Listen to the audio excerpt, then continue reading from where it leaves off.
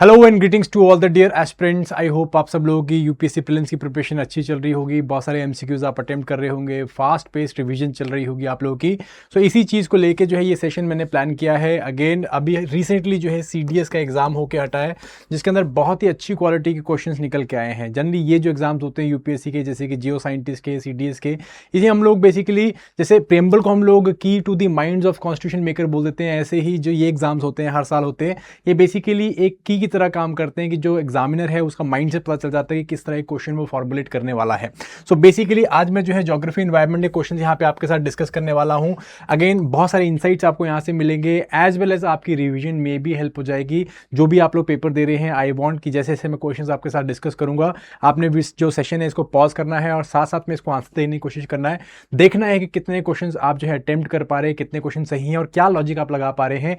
Basically this is going to help you build confidence and again अपना जो paper है बहुत अच्छे से कर पाएंगे। तो चलिए फटाफट से स्टार्ट कर लेते हैं। हम लोगों के पास काफी सारे ज्योग्राफी क्वेश्चन थे। बेसिकली ये जो क्वेश्चन हमें पूछे गए, again they were very good and conceptual question. ठीक है, कंसेप्चुअल क्वेश्चन से इसमें हम लोगों को जैसे यूपीएससी में 1 पे 2 पे आता है वैसे नहीं आ रहे, बट अगेन कंसेप्चुअल में भी बहुत अच्छे लेवल की कंसेप्चुअल अंडरस्टैंडिंग यहाँ पे हम लोगों को देखने मिल रही है। And very very important thing is कि एनसीईआरटी जो है वो बहुत ही रेलेवेंट है। यहाँ पे बहुत सारे क्वेश्चन फिजिकल ज्योग्राफी के एनसीईआरटी से निकल के आए हैं।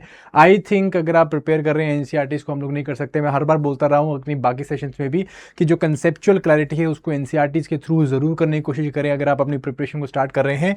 This basically proves that NCERTs are still very very good with respect to knowledge जो हम लोगों को इस एग्जाम में मिलती है। चलिए स्टार्ट करते हैं हम लोग इसको।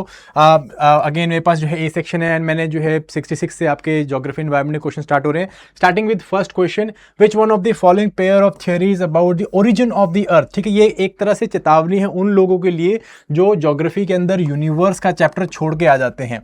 देखिए बहुत सारे बच्चे बोलते हैं कि सर इसके अंदर से क्वेश्चन नहीं आते, बट पिछले कुछ सालों में यूपीएससी ने रॉन्ग प्रूफ किया है। हमें स्टार के ओरिजिन के ऊपर जो है क्वेश्चन पूछ लिया गया है और अभी जो है ओरिजिन ऑफ अर्थ के ऊपर हमें सीडीएस में क्वेश्चन आया। सो अगेन इस चैप्टर को प्लीज आपने इग्नोर नहीं करना। मैं ये नहीं कह रहा हूं कि इस बार पेपर में पूछने वाले हैं, बट अगेन इंपॉर्टेंट है, ऐसा नहीं है कि नहीं पूछेंगे, इंपॉर्टेंट है। ठीक है जी। So origin of earth theory के, ओरिजिन ऑफ अर्थ के ऊपर जो है प्रोपाउंडर्स और उनकी थ्योरी को करेक्टली मैच करके बताना है कि इनमें से कौन से जो है करेक्टली मैच्ड है।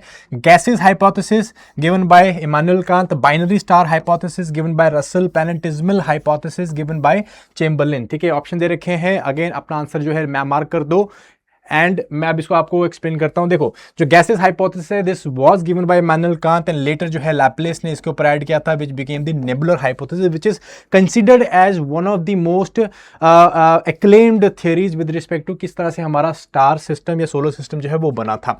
उसके बाद जो बाकी थ्योरीज हैं ये बेसिकली इनको हम लोग जो है डुअलिस्टिक या डुअलिस्टिक बेसिकली थ्योरीज बोल देते हैं हम लोग। So basically binary star hypothesis जो है वो बेसिकली रसल ने दिया था। आइडिया बेसिकली क्या था कि भाई यहाँ पे पहले हमारे सन के साथ में जो प्रोटोसन था उसका 2 स्टार थे, एक उसका कंपेनियन था, छोटा कंपेनियन था, और किसी तीसरे स्टार के ग्रेविटेशनल पुल के कारण ये जो छोटा स्टार है वो जो है टुकड़ों में बट गया और उससे प्लैनेट्स बने हैं। ठीक है, तो this is binary star hypothesis and planetesimal hypothesis भी चेम्बरलिन ने दिया था। बेसिकली इसमें क्या बात करते हैं कि भाई अगेन सन जो है उसके पास से एक बहुत बड़ा स्टार जो है वो गुजरा था, जिसके कारण सन से बहुत ज्यादा मास इजेक्ट हुआ, जिसके कारण प्लैनेट्स बने हैं। ठीक है, so that is called as planetesimal. So planetesimal hypothesis है। तीनों ही ऑप्शन सही, आंसर बेसिकली डी है। जिन्होंने आंसर डी मार्क किया है again very very good. So ये थ्योरीज है आपकी। मोनिस्टिक थ्योरीज वन स्टार वाली कांट एंड लैपलेस ने दी थी, एंड डुअलिस्टिक थ्योरीज है चेम्बरलिन है, मोल्टन है, देन उसके बाद रसल है एंड जीन जेफरीज जिन्होंने टाइडल थ्योरी के बारे में बात करी हुई है। ठीक है, so this is basically theoretical portion. Okay, next move करेंगे हम लोग फटाफट से। Again very very good question from the rocks and rock cycle and basically lithosphere के एस्पेक्ट से, with which one of the among of the following statement regarding igneous rocks is correct. Correct पूछिए, सीधा सीधा statement दे दिया आपको। First is when the magma cool downs the earth's interior it's results in the formation of fine grand igneous rock. ठीक है जी, अगर धरती के अंदर जो है इग्नियस रॉक्स कूल डाउन होती है तो फाइन ग्रेन्स बनते हैं।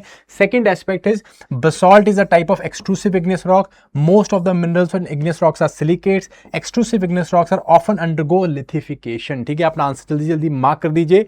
सो अब इसको एक्सप्लेन करता हूं। इसका आंसर बेसिकली हमने पूछा है कि इसमें से कौन सा जो है वो करेक्ट है। So correct is basically C, most of minerals in igneous rocks are silicates. ठीक है जी, ये वैसे भी इन जनरल भी सही है, बिकॉज हम लोग देखते हैं अराउंड 80% जितने भी मिनरल्स हमारी दुनिया में मिलते हैं they are silicates only. So again this C statement is वैसे ही ऑब्वियसली सही है।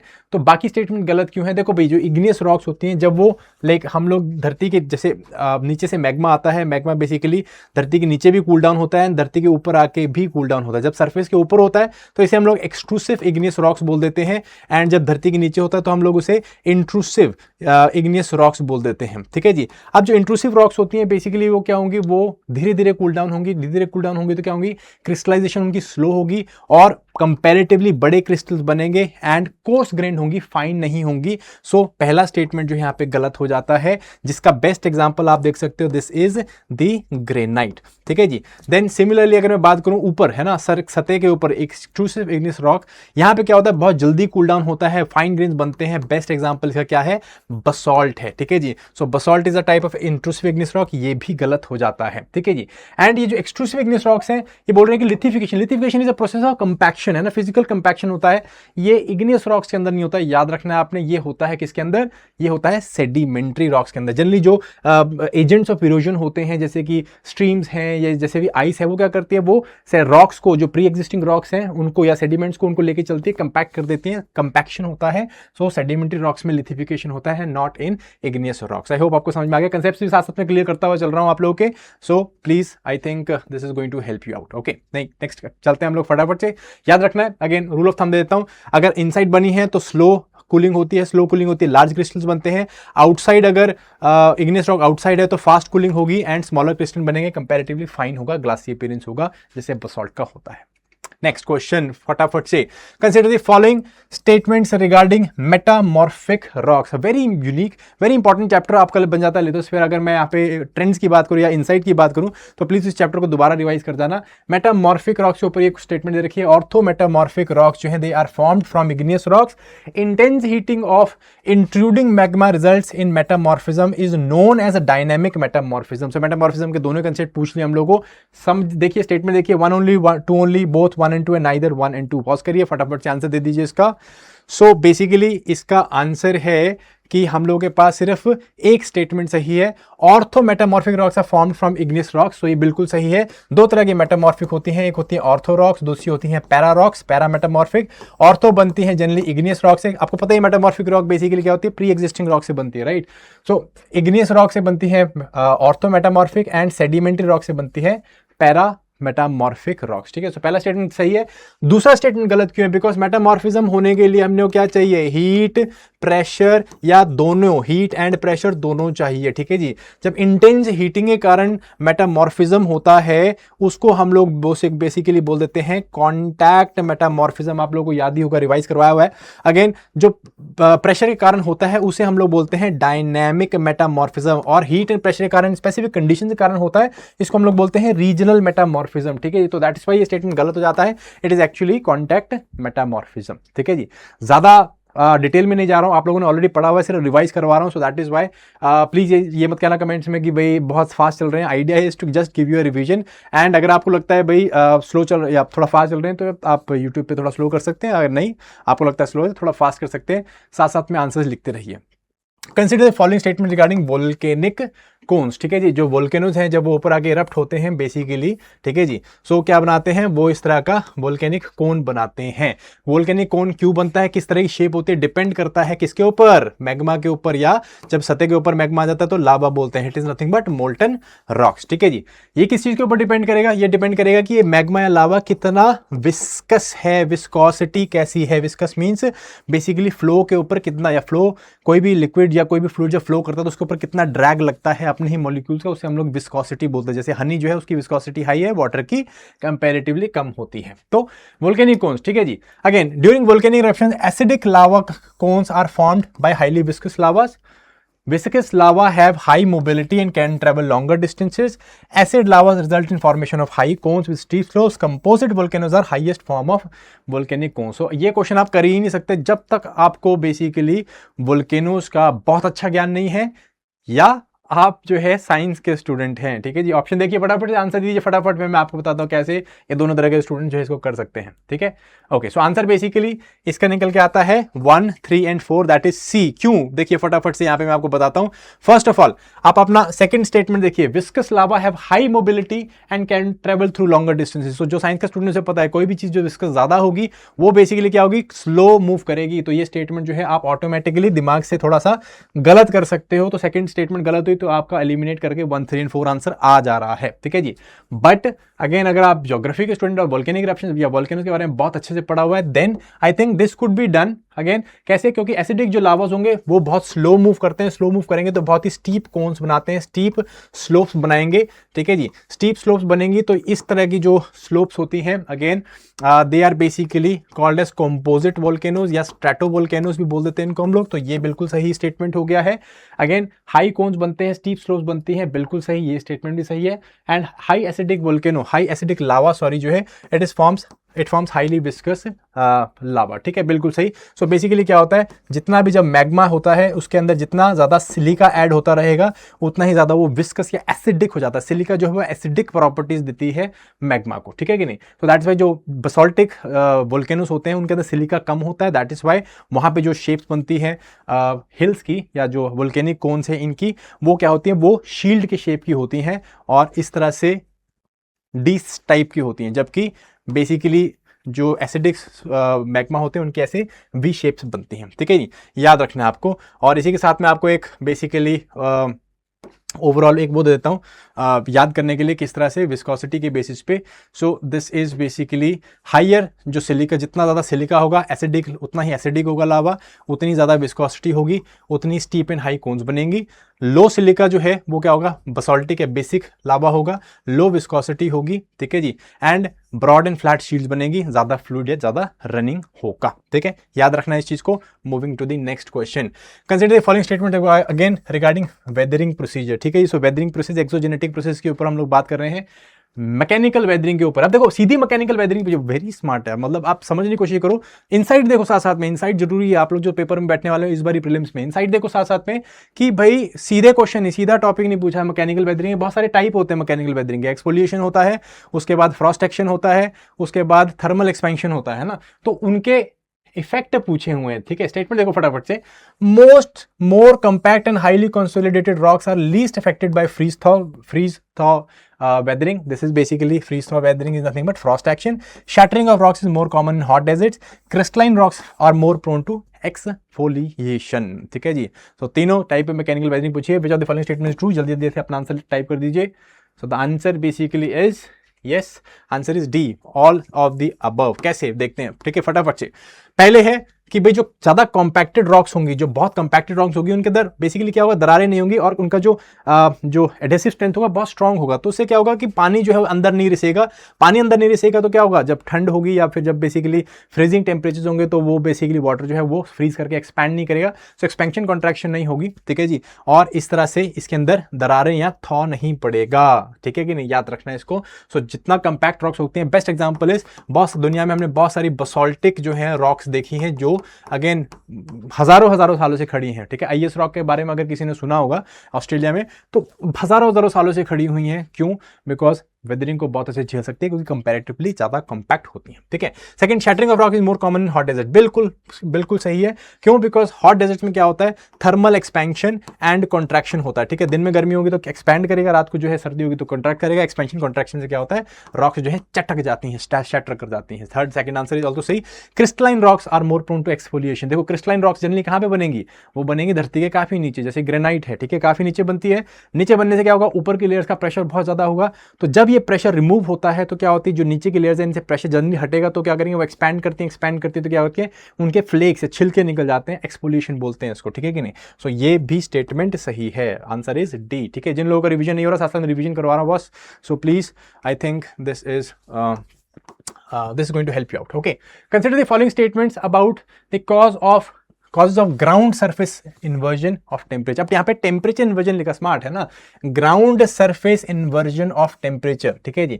ग्राउंड सरफेस मींस सतह के पास में जो टेम्परेचर इन्वर्जन हम लोग देखते हैं, ठीक है। सो इसमें क्वेश्चन ऑप्शन क्या है अपने पास, ground surface inversion is also termed as radiation inversion and existence of negative lapse rate results in surface inversion, ठीक है जी।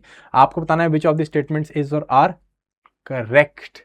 सो अगेन अपना आंसर लिख लीजिए, answer is again it is C, both 1 and 2। कैसे बोथ 1 and 2 समझते हैं इस चीज को, ठीक है। पहले हम समझते हैं यहाँ पे बात कर रहे हैं, यहाँ हम लोग बात कर रहे हैं टेम्परेचर इन्वर्जन की, हम लोग बात कर रहे हैं। हम लोग को पता है भाई नॉर्मल उसमें क्या होता है, ट्रोपोस्फियर में जैसे जैसे हम लोग ऊपर की तरफ हो जाते हैं temperature tends to decrease by the normal lapse rate. अब नॉर्मल लैप्स रेट क्या है, नॉर्मल लैप्स रेट जो है वो है 1 डिग्री पर 165 मीटर्स। आई होप आपको रिवाइज भी हो रहा है साथ साथ, 1 डिग्री 165 मीटर्स, ठीक है। दैट मीन जैसे ऊपर जा रहे हैं टेम्परेचर डिक्रीज हो रहा है। बट इन्वर्जन का मतलब क्या होता है कि जनरली क्या होता है, बीच में ऐसी लेयर्स आ जाती हैं जो कि कंपैरेटिवली वार्म होती हैं, एंड जैसे हम ऊपर जाते हैं एक्चुअली टेम्परेचर क्या करता है, वो डिक्रीज करने की जगह इंक्रीज कर जाता है। कब होता है ये, जनरली जब कुछ कंडीशंस होती हैं हमारे धरती में, कुछ कंडीशंस होती हैं, उस टाइम पे क्या होता है, स्पेशली नाइट्स में, तब क्या होता है धरती जो है वो अपनी हीट जो टेरेस्ट्रियल रेडिएशन है वो बहुत क्विकली गिव ऑफ करती है, और गिव ऑफ करने के कारण क्या होते हैं, वो ऊपर की लेयर्स में ट्रैप हो जाती है और नीचे की लेयर्स कंपैरेटिवली कूल डाउन हो जाती है, ठंडी हो जाती हैं। सो सतह के पास की जो लेयर्स हैं वो कंपैरेटिवली कूलर हो जाएंगी, बिकॉज हीट जो है वो ऊपर के लेवल से लेयर्स पे चलेगी, बट ऊपर की लेयर पर ट्रैप हो जाती हैं। तो अगर आप ऊपर की तरफ जाएंगे तो यहाँ पे कंपैरेटिव कोल्ड है, एंड इसके ऊपर जो है कंपैरेटिवली आपको वार्म लेयर्स मिलती हैं। तो that is called as temperature inversion, और इसको हम लोग क्या बोल देते हैं, नेगेटिव लैप्स रेट बोल जाते हैं, बिकॉज नॉर्मल लैप्स रेट क्या है, वो जैसे ऊपर जा रहे हैं तो टेम्परेचर डिक्रीज हो रहा है, ठीक है। याद रखना है इसको, कौन सी कंडीशंस में ये होता है ये आपको याद रखना है। यूपीएससी ऑलरेडी इसको पूछ चुकी है, हमें पता है पीवाईक्यूज इंपॉर्टेंट होते हैं और हमें इस तरह क्वेश्चन निकल जाते हैं। कौन सी कंडीशन में टेम्परेचर इन्वर्जन होता है, पहले लॉन्ग विंटर नाइट्स होनी चाहिए, and second is clear skies. Clear skies means अगर बादल होंगे तो क्या होंगे, वो हीट को वापस नीचे फेंक देंगे, तो इस तरह का टेम्परेचर इन्वर्जन नहीं होगा। थर्ड इज काम एयर, अगर विंड होगी तो क्या होगी, ये वो जो है वो हीट को कहीं और ले जाएगी, डिसिपेट कर देगी, या इधर उधर जो है एडवेक्शन हो जाएगा, तो इस करके क्या होगा, अगेन वहां पे जो है हीट ट्रैप नहीं होगी। All of this is very very important. So 3 ये आपके कंडीशंस होनी चाहिए अगर आप टेम्परेचर इन्वर्जन चाहते हैं। तो ऑलरेडी भी यूपीएससी ने पूछा हुआ है, बट अगेन आपके लिए रिवीजन के लिए। नेक्स्ट क्वेश्चन फटाफट से हम लोगों को मिला है from the vegetation in India, ठीक है। टाइप ऑफ वेजिटेशन हमें बात कर रखे हैं, कौन सा फॉरेस्ट टाइप है और क्या स्पीसी वहां पे मिलती है। आपको नीचे कोड्स दे रखे हैं। सो आपको देख लो, ट्रॉपिकल मॉइस्ट फॉरेस्ट है, लिटोरल स्वाम्प्स हैं, ट्रॉपिकल थॉर्न है, एंड अल्पाइन फॉरेस्ट हैं, ठीक है जी। कितनी हमारे पास वेजिटेशन मिलती है, साथ साथ में कमेंट्स में लिखो भी कितनी वेजिटेशन हम लोगों को मिलती है, right. We have 5 major vegetation types and 6 जो है सब वेजिटेशन टाइप्स हमको मिलती हैं, उन्हीं में से हमें क्वेश्चन पूछा हुआ है, ठीक है जी। अपना आंसर यहाँ पे लगा दीजिए फटाफट से। Yes, so basically here the answer is A, 4 3 2 1। कैसे देखो, समझते हैं इसको, ठीक है। अब देखो आइडिया इसकी भाई ट्राई करो कंडीशन देखने की, ठीक है। अल्पाइन फॉरेस्ट ठंड का फॉरेस्ट होता है, अल्पाइन फॉरेस्ट है somewhere which is around 2000-3000 metre के ऊपर मिलता है हमको, जहां पे कि बेसिकली ट्री लाइन खत्म होने वाली होती है, ठीक है जी। अल्पाइन फॉरेस्ट कहां पे मिलेगी आपको, अल्पाइन फॉरेस्ट में क्या मिलेगा आपको, एग्जांपल इज केल। केल क्या है, बेसिकली पाइन है, ठीक है जी। चीड़ का पेड़ है, चील का पेड़ है, पाइन, ठीक है। सो केल मिलता है, दिस इज अल्पाइन फॉरेस्ट, तो 4 का बेसिकली हो गया 1। उसके बाद आता है ट्रॉपिकल थॉर्न, जो कंडे वाले फॉरेस्ट होते हैं या बेसिकली जो शरब झाड़ फूक वाले फॉरेस्ट होते हैं, यहाँ पे हमें मिलेगा क्या, खैर का पेड़, ठीक है जी। एकेशिया बोल दो आप, किक्कर बोल लो, तो basically this is tropical thorn, तो सी का आ गया बेसिकली 2। देन उसके बाद आ गया लिटोरल एंड स्वाम्प्स, दलदली इलाके, क्या मिलता है, सोनारिट्टा मिलता है भाई, मैनग्रूव एप्पल अगर आपने सुना होगा, ठीक है जी। सोनारिट्टा एल्बा, तो बेसिकली सोनारिट्टा एल्बा बेसिकली से हम लोग मैनग्रूव एप्पल भी बोल देते हैं। सो अगेन जो बी है उसका 3 हो गया। Then tropical moist forest, moist forest में क्या होता है, जो हमारे पास मॉइस्ट डिसोडिया सबसे बढ़िया एग्जांपल क्या है हमारे पास, रोजवुड है हमारे पास एग्जांपल, ठीक है। So this is basically your answer, I hope you got it. Okay, next moving to next फटाफट से, don't want this session to be too long, ठीक है। नॉर्थ वेस्टर्न हिमालयस के ऊपर देखो ये क्वेश्चन है, and it is specifically related to the UT of Jammu and Kashmir, ठीक है जी। तो तीनों स्टेटमेंट जो है नियर अबाउट उसी रीजन के हैं, ठीक है, एंड लद्दाख ऑब्वियसली। सो देखो क्या है, Karewa formation on Kashmir consist thick deposits of glacial clay and other materials embedded with in the moraines. Pangong Tso and Sumoriri Lake, very beautiful lakes by the way, are freshwater lakes in Ladakh. River Jhelum exhibits meanders in Kashmir Valley. तीनों ही statements, mind you, has been asked in UPSC in different times and different eras or different years. करेवा भी पूछा हुआ है, आपका endorheic lakes के बारे में पूछा हुआ है, and meandering in river Jhelum भी पूछा हुआ है. तो very very important question, and तीनों को मिक्स कर यहाँ पे डाल दिया. So this gives an insight आप लोगों के लिए. ठीक है, which of the following statement is true? फटाफट से अपना आंसर लगा दीजिए. Answer is basically yes, second option is wrong, so answer becomes B, 1 and 3. ठीक है जी, समझिए. करेवा फॉर्मेशन बेसिकली होती है, देखो जो पूरा कश्मीर वैली एक टाइम पे लेक हुआ करता था, धीरे धीरे करके लेक रिसाइड किया. आसपास के जो ग्लेशियर्स थे वो यहाँ पे आके गिरते थे. बेसिकली जो ग्लेशियल मोरेन्स हैं, ठीक है जी, moraines are basically the sediment जो कि ग्लेशियर कैरी करता है, वो यहाँ पे आके सैंड एंड जो क्ले है वो कंपैक्ट करी, उसने एक स्पेशल टाइप की आपके यहाँ पे सॉइल बनाई जिसे हम करेवा सॉइल बोलते हैं, and which is also known for saffron. ठीक है, type of saffron which is very costly also and very in demand also. ठीक है, not only for saffron, it's also known for walnuts. ठीक है, producing very high quality walnuts, producing very high quality of almonds, है ना. So करेवास again मिलते हैं आपको Kashmir valley में. Pangong Tso and Tsomoriri, these are endorheic lake, type of endorheic lake. Endorheic lake कौन सी होती हैं? जो कि बेसिकली आइसोलेटेड होती है, वो किसी का भी उसका इनलेट एंड आउटलेट नहीं होता है, मींस कोई इस तरह की रिवर उसको आगे ज्वाइन नहीं कर रही है और रिवर उसको ड्रेन नहीं कर रही है. एंडोरिक लेक्स हैं, ग्लेशियर्स आसपास आगे पानी जो है इसमें डालते हैं, एंड एक्सेस ऑफ हीटिंग कारण जो है क्या होती है? ब्रैकिश हैं, सॉल्टी हैं. ठीक है, देन रिवर झेलम जो है मेंडिंग एग्जिस्ट करती है. देखो सी रिवर झेलम अपने जनरली जो रिवर्स होती हैं वो अपने मेच्योर स्टेज पे आके बेसिकली क्या करेंगी? वो मेंडर करती हैं, क्योंकि उनके पास बहुत सारा लोड होता है. बट रिवर झेलम जो है वो पहले ही करती है जब वो कश्मीर वैली में पहुंचती है अपनी यूथ स्टेज में. क्यों? बिकॉज कश्मीर वैली का जो स्लोप है वो बहुत ही जेंटल है, एंड जो रिवर झेलम है पीछे से बहुत सारा सेडिमेंट लेके आ रही होती है. तो जब इस जेंटल स्लोप पे पहुंचती तो क्या करती है? वो मेंडर करती है. मेंडर करते हुए क्या करती है? वो बहुत सारे डिपोजिशंस करती है. यूनिक एग्जाम्पल है यंग कोर्स में कोई नदी जो कि मेंडर कर रही हो. Third option is very right, B इसका आंसर बनता है. ठीक है, I hope you people are getting this points.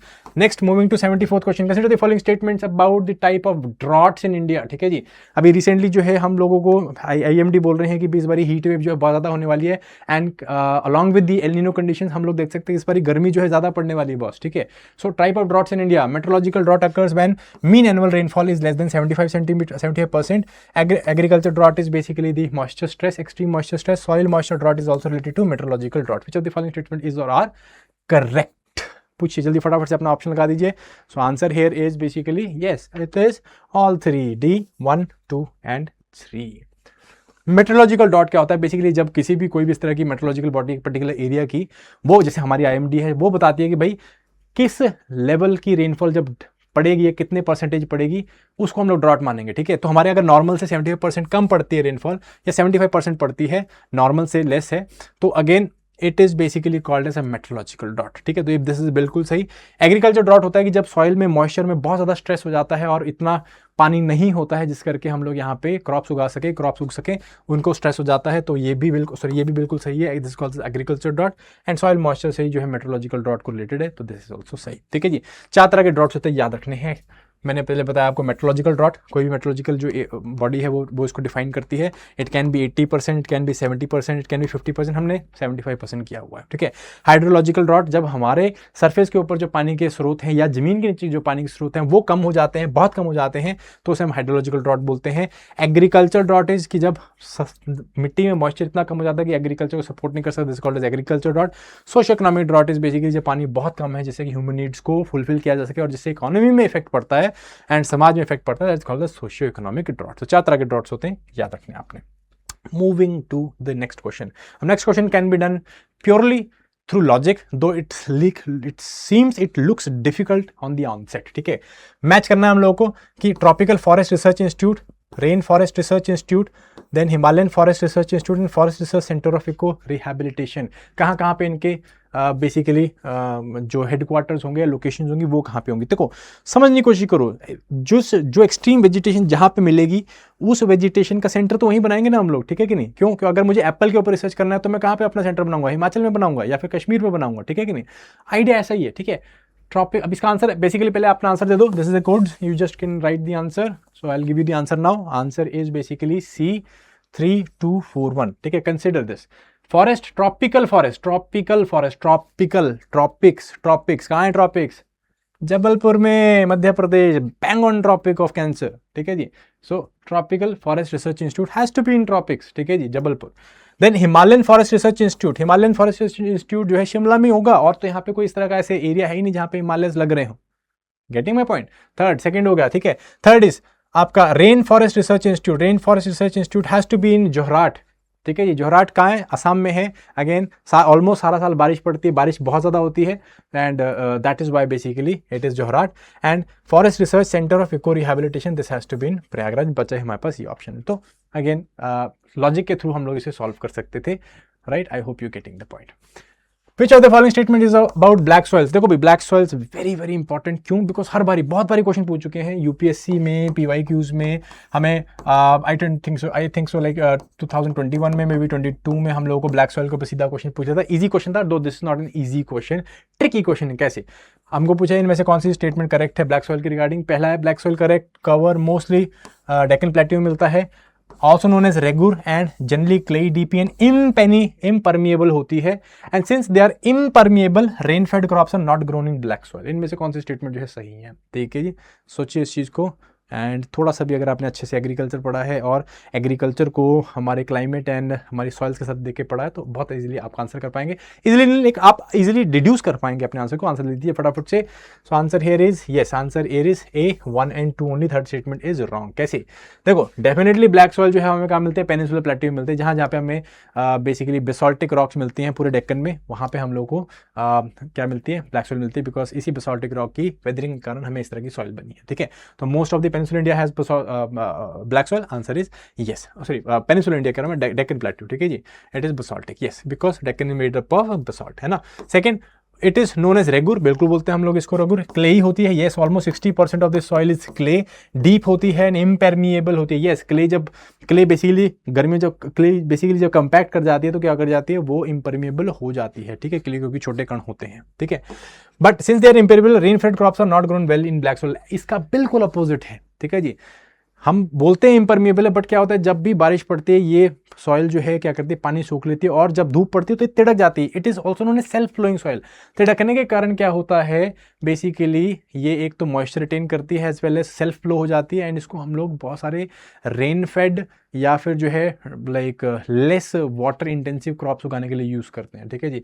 Example हम लोग यहाँ पे कॉटन उगा रहे हैं, हम लोग यहाँ पे जैसे रागी उगा जाते हैं, ठीक है। बहुत सारे इस तरह की क्रॉप्स हैं वो हम लोग यहाँ पे उगा रहे हैं, which are again completely rain fed. तो second statement is wrong. Now rivers के ऊपर, which of the following rivers by the name of Dihang in north east India. North east India में दिहांग नाम से कौन सी नदी को जाना जाता है? सिर्फ अरुणाचल में जाना जाता है दिहांग नाम से, और नाम है उसका ब्रह्मपुत्र, ठीक है जी। जब ब्रह्मपुत्र नदी जो है वो अरुणाचल से क्रॉस करके बेसिकली आसाम में पहुंचती है, सदिया से उसको जो है ब्रह्मपुत्र बोला जाता है।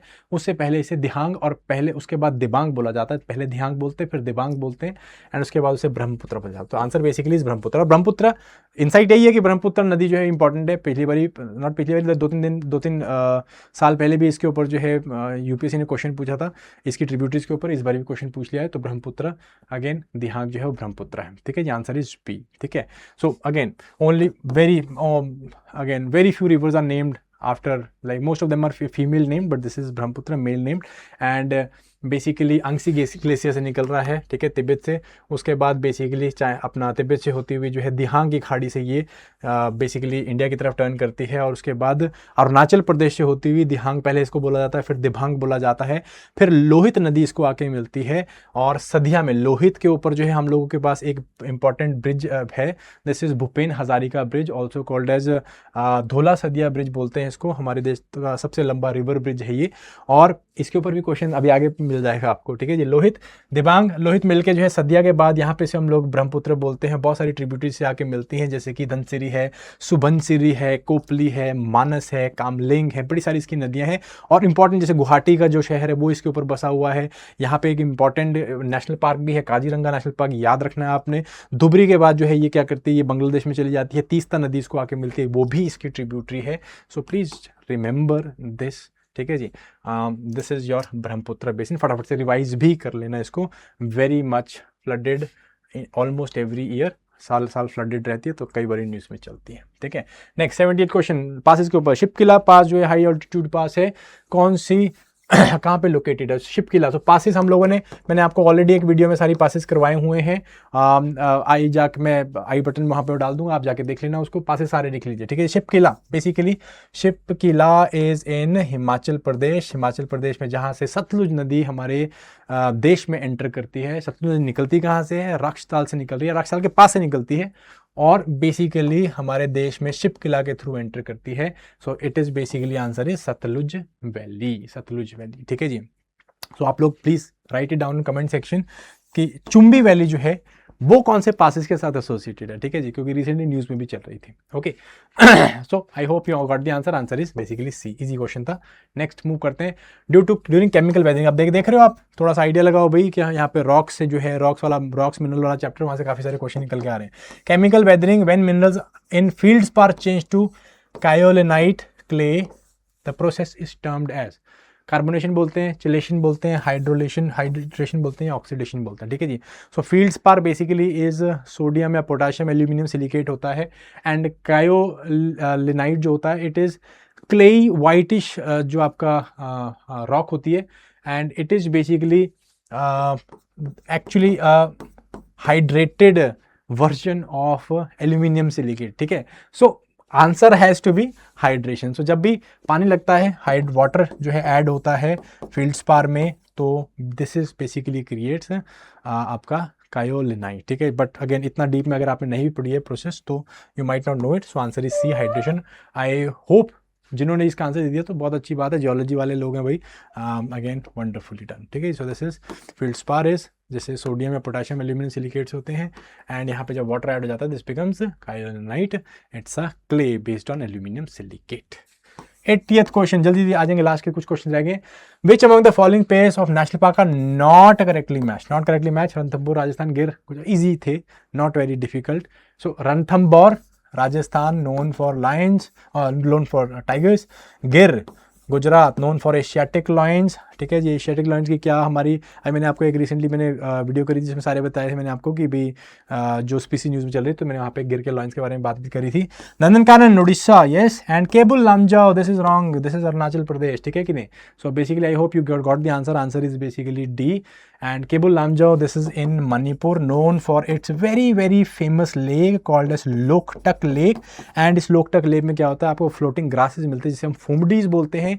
Very very important deer species is found here, जिसे हम लोग यहाँ पे सांगी बोल देते हैं। It is also the national state animal of Manipur, Sangai, और इसे basically yes this is called as Sangai, okay. Keibul Lamjao national park. Next, 81 question. Which one among the following is the first and the oldest government-owned coal mining company in India? Difficult question था, ठीक है जी, but again अगर आपको पता है तो ये जो है आप देख सकते हो, it is has to be Singareni Collieries limited. I hope you already got the answer, Singareni है, ठीक है जी। बट आप ये देख सकते हो सिंग्रानी कोरलिस लिमिटेड जो है 1920 में बनाई गई थी, बट 1940s में जाके जो है ये बेसिकली इसको गवर्नमेंट ने एक्वायर किया था, नेशनलाइज किया था। उसके बाद नेवली है 1956 में, देन 1975 में eastern coast, then Mahanadi is 1992, ठीक है जी। फैक्चुअल क्वेश्चन था, आता था तब भी ठीक था, नहीं आता तो कोई प्रॉब्लम नहीं है। इस तरह की देखो हर क्वेश्चन नहीं करना होता, ट्राई एंड अंडरस्टैंड, हर क्वेश्चन को ईगो पे नहीं लेके जाना है। It is going to give negative benefits to you, negative dividend देगा, तो भैया ईगो पे नहीं लेना, जो नहीं आता है आगे बढ़ जाना है चुपचाप, ठीक है। Consider the following statements regarding ocean current, very very tricky question, I would say tricky, ठीक है। ओशन करंट्स हम लोग पढ़ के जाते हैं, बट हम क्या पढ़ के जाते हैं, हम लोग सरफेस ओशन करंट्स पढ़ के जाते हैं, which form just 10% of all the ocean currents. सारा काम तो बेसिकली बॉटम में हो रहा है, 90% of the ocean currents are deeper ocean currents, ठीक है। बट यहाँ पे स्पेसिफाई नहीं करा कि ये ओशन करंट्स सरफेस के बारे में बात करें तो डीप के बारे में बात करें। तो अभी स्टेटमेंट देखते हैं। Difference in water density is the main cause of formation of ocean currents. Density of water depends upon temperature, pressure and salinity. As a rule ocean water moves from areas of higher density to areas of low density as a current, ठीक है जी। अब अगर आप इसे जो है deep ocean currents लेके चलोगे तो भी आप कंफ्यूज होगे, नहीं कर पाओगे। सिर्फ सरफेस ओशन करंट्स लेके चलोगे तब भी नहीं कर पाओगे, ठीक है जी। ऑप्शन आपके पास है, तुक्का लगाना चाहते हो लगा लो, which of the following is correct. अगर सरफेस ओशन करंट लेके चलोगे तो वाटर डेंसिटी जो है इसका डिफरेंस का मेन कॉज नहीं होता फॉर्मेशन ऑफ द करंट्स का, बेसिकली जो ऊपर की ट्रेड विंड्स होती हैं वो होती है, तो आप इसको काट दोगे, बाकी दोनों को जो है आप शायद करेक्ट कर दोगे। बट अगर आप डीप ओशन करंट्स की बात करोगे तो इसको काट दोगे और बाकी दोनों को करेक्ट कर दोगे। तो एक इशू है यहाँ पे anyways the answer which actually is being given by UPSC is basically A1 and 2. So basically they are talking about in general ocean current. So difference between water density is main cause of the formation of ocean current. This is true for the deep ocean currents because वहाँ पे temperature, salinity and जो आपका pressure होता है वो depend करता है कि जो ओशन सर्फ करंट्स है वो कहाँ की तरफ को चलेंगी. सो इस चीज़ को जो डेंसिटी होती है वो डिपेंड करती है. High density to low density चलता है पानी. सो बेसिकली ये चीज़ जो है दोनों करेक्ट हो जाती है डीप ओशन करंट के बेसिस पे. As a rule ocean water moves from areas of higher density to lower density as a current. So ये ऑप्शन जो है गलत हो जाता है. ठीक है कि नहीं. This option basically becomes wrong. So which of the following statement true. So answer is A1 and 2. Okay okay. So as a rule, क्योंकि यहाँ पे बेसिकली जब इस वाले रूल में देख डीप ओशन करंट्स में तो ये सही है, बट जब आप नॉर्मल ओशन करंट देखोगे, आप जो सरफेस ओशन करंट देखोगे तो बेसिकली वहाँ पे low density to high density जाता है, तो इक्वेटर से पोल्स की तरफ जाता है. ठीक है कि नहीं. So again this is as a rule, मतलब एज अ रूल मीन का यही होता है, ऐसा नहीं है. तो ये एक्सट्रीम स्टेटमेंट है, ये गलत हो जाती है. तो 1 and 2 आंसर है. ठीक है. I hope you getting. Very very good question. Sargasso sea के ऊपर यूनिक सी है. अगेन ओनली सी जिसकी बाउंड्री नहीं होती है. तो एक स्टेटमेंट तो आपको मैं बता चुका हूँ. सरगासो सी आप statement only sea without land boundary and it has lowest salinity in Atlantic ocean. Which of this following statement is true. आपने बताना है, आंसर दे दीजिए अपना. So the answer here is just 1 only. ठीक है जी. क्यों? बिकॉज सरगासो सी जो है it is one of the highest saline areas of Atlantic ocean. क्यों? बिकॉज यहाँ पे ये जो आपका सी है, ये यहाँ पे एक अटलांटिक जो आपकी ओशन करंट, एक ओशन जायर चलता है जो कि बहुत सारी सैलिनिटी लेके आता है. समझाता हूँ इसको, बट पहले हम थोड़ा सरगासो सी के बारे में समझ लेते हैं. Sargasso sea again sea which has no boundaries. Why? It has no land boundary. It has only the boundary of ocean currents. Ocean current के बीचों बीच में आपको मिलता है Sargasso sea, right bang on between Atlantic Ocean. इधर है आपकी Canary current, cold current है. दिस इज द इक्वेटोरियल जो आपकी नॉर्थ आपकी इक्वेटोरियल अटलांटिक करंट है आपकी. ठीक है जी. Then this is basically gulf stream and then ऊपर जो है आपकी नॉर्थ अटलांटिक करंट है. ये करंट मिलकर सरगासो सी बनाती है. There is no land which is connected to it and because of this oceanic या जो करंट्स हैं, ओशियनिक करंट है, इसका जो जार बनता है वो बहुत सारा सॉल्ट लेके जो है वो इस रीजन में आता है. एंड इस करके Sargasso sea is one of the salinest points in the Atlantic ocean. I hope you got that point. ठीक है जी. चलिए एक second. Okay, so here you can see, है ना, here you can see this is basically your Sargasso Sea, right bang on there. 37 parts per thousand के आसपास में salinity है, very very high because of that Atlantic gyre and because it is lying in the कहाँ पे? It is lying on the horse latitudes. ठीक है जी. Horse latitude high pressure latitude में मिलता है जहाँ पे कि रेनफॉल कम है बट इवेपोरेशन बहुत ज़्यादा हाई है. So all the soil is or the salt is formed throughout in this region and then it gets concentrated in Sargasso Sea. ठीक है जी. पता है Sargasso Sea का नाम Sargasso Sea क्यों पड़ा? बिकॉज यहाँ पे एक तरह की एल्गे मिलती है जिसे सरगास बोला जाता है. It is a brownish algae जिसके अंदर जो है इस तरह से बेरी टाइप के स्ट्रक्चर्स लगते हैं and that is why this is called as sargasso. Because Spanish में सरगास का मतलब होता है ग्रेप्स. ठीक है, little grapes. So that's why इसका नाम ऐसे पड़ा है. एनीवेज आगे बढ़ते हैं. Which of the following 84th question देखो फटाफट से. टाइड की दे रखी है और देखना है कि कौन सा कैरेक्टर से मैच करता है. स्प्रिंग टाइड, नीप टाइड, एपोजियन टाइड एंड इक्विनोक्टोरियन टाइड. ठीक है, ये आपकी टाइड दे रखी हैं. इनमें से टाइड कौन सा किसको एक्सप्लेन कर रहा है ये आपने बताना है. जल्दी से देख लीजिए स्टेटमेंट, वीडियो को पॉज करिए साथ साथ में एंड आंसर दीजिए अपना. So here the answer is yes. समझ लेते हैं हम लोग फटाफट से. पहले को आंसर देने से पहले चलो आपको आंसर दिखाया. तो आंसर इज बेसिकली डी. आप इसको समझते हैं सबसे पहले. Spring Tide. स्प्रिंग टाइड कब होती है? जब भाई सन मून एंड अर्थ जो है एक लाइन में होता है. कब होता है? It will happen either in the new moon और फुल मून. सो बेसिकली इस टाइम पे हाईएस्ट टाइड्स आपको मिलती हैं एंड यहाँ पे इसका आंसर आ गया when sun moon they are in the same line. So A का 4 हो गया आंसर. नीप टाइड्स व्हेन मून जो है वो फर्स्ट क्वार्टर या थर्ड क्वार्टर में होगा. तो यहाँ पे बेसिकली आपका आ गया it is basically quadrature position में है जब. Then apogean type. Apogee basically होता है जब मून जो है अर्थ से फारदेस्ट होता है तो उसे हम एपोगी बोलते हैं. नियरेस्ट होता है तो उसे पेरिगी बोला जाता है. तो एपोगियन में क्या होगा?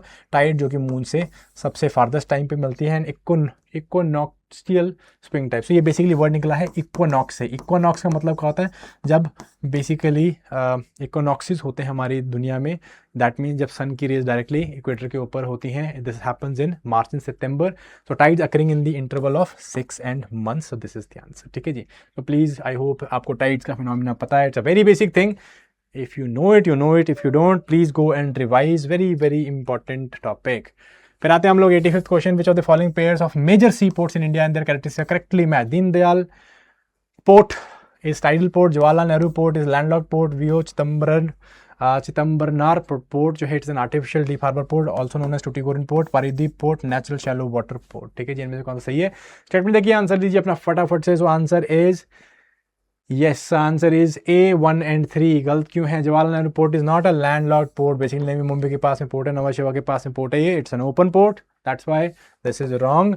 सेकंड इज जो पारादीप पोर्ट है it's a natural shallow port, no it is also an artificial port. So second fourth is also wrong, ठीक है। Deendayal port is a tidal port, it is also known as Kandla port, ठीक है। Kandla port था तो it is right there in gulf of Kutch and वहाँ पे जो है tides very very played important role, that's a tidal port. And जो Tuticorin port है it's an artificial port which was formed again to do better trade with Sri Lanka and the other south east Asian countries, ठीक है। देखो कौन कौन से port है अपने पास, 13 जो है मेजर पोर्ट है बॉस, मैंने बताया याद रख लेना।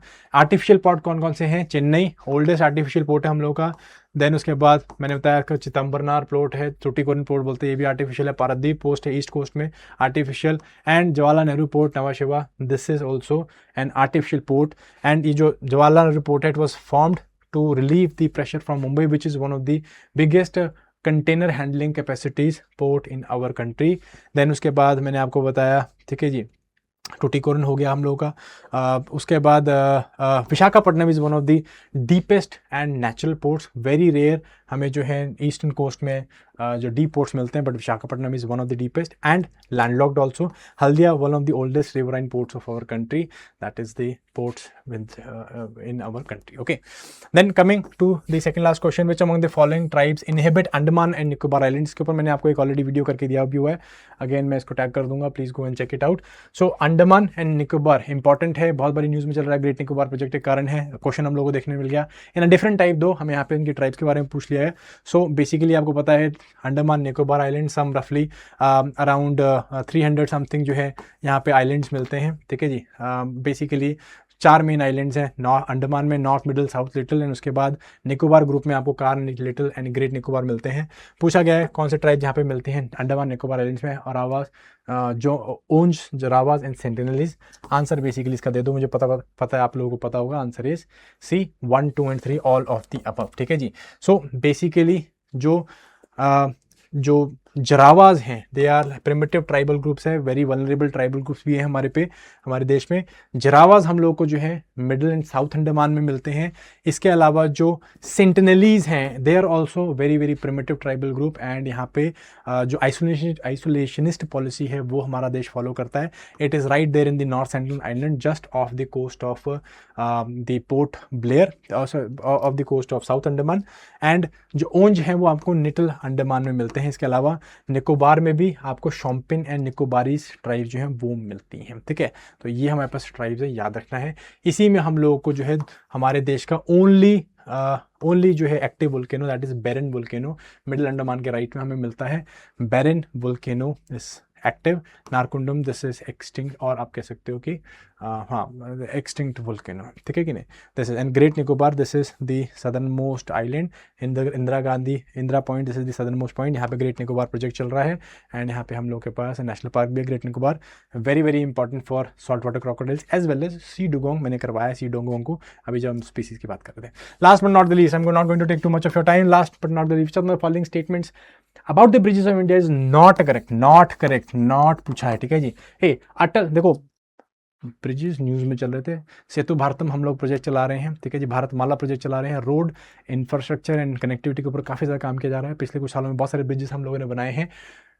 आई वॉज थिंकिंग कि भाई इस बारी हमें चिनाब ब्रिज के ऊपर क्वेश्चन मिल जाएगा, यूपीएससी में मिल गया, CDS में यूपीएससी में भी आ सकता है, please take note of that.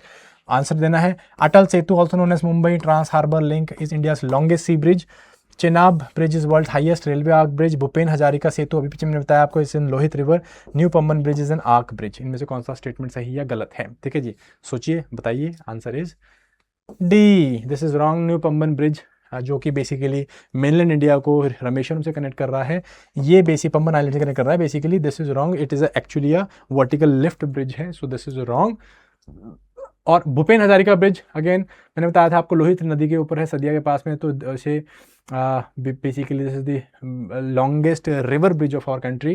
Then Chenab bridge world's highest railway arch bridge, हम लोगों ने अभी रिसेंटली इनॉग्रेट किया है, प्रधानमंत्री जी ने। 359 मीटर की ओवरऑल जो सी बेड है उससे हाइट है, वन ऑफ द हाईएस्ट नहीं, world's highest railway arch bridge. Atal Setu Mumbai में हम लोगों ने 2024 में इसको बेसिकली किया था। मुंबई को नवी मुंबई से जोड़ता है, सम 21.8 किलोमीटर का सबसे बड़ा ब्रिज है दुनिया का, ठीक है कि नहीं? So again longest sea bridge है बेसिकली, वर्ल्ड का लॉन्गेस्ट सी ब्रिज है। So I think this is basically the question that were there. So I hope you people were able to get the insight, broader insight. मैं आपको already बताता हूँ NCERT revision, जिससे again physical geography very very important question निकल के आ रहा है, कंसेप्चुअल बेस्ड है, सेकंड लेवल कंसेप्ट पूछ रहे हैं, पहला लेवल कंसेप्ट नहीं है। स्टेटमेंट से एलिमिनेशन यहाँ पे हो रहा है, but I am not sure कि भाई ये यूपीएससी प्रीलिम्स में होगा कि नहीं होगा। सो वहाँ पे आपको हिसाब से दिमाग लेके चलना है और अच्छे से रिवाइज करना है। जो चीज़ न्यूज़ में चल रही है उसके साथ रिलेट करके पढ़ने की कोशिश करो, जो लोकेशन न्यूज़ में है, जो रिवर्स न्यूज़ में, उसके साथ उसको साथ में लेके चलना है। इसी चीज़ को लेके मैंने जो है एक ज्योग्राफी के ऊपर रिवीजन क्लास लेनी है, वो that will be happening on YouTube live. So वो उसके लिए आपको नोटिफिकेशन आ जाएगा। Right now we are talking about, I will be taking organisations in news, so stay tuned. I hope this session made sense to you people, and if you want more sessions on this paper analyzing the other sections जैसे कि polity है, economy है, just write yes in the comment section, we'll definitely do that for you. So next time मिलते हैं भाई, thank you very much, hope you have a nice day, जय Hind and bye bye.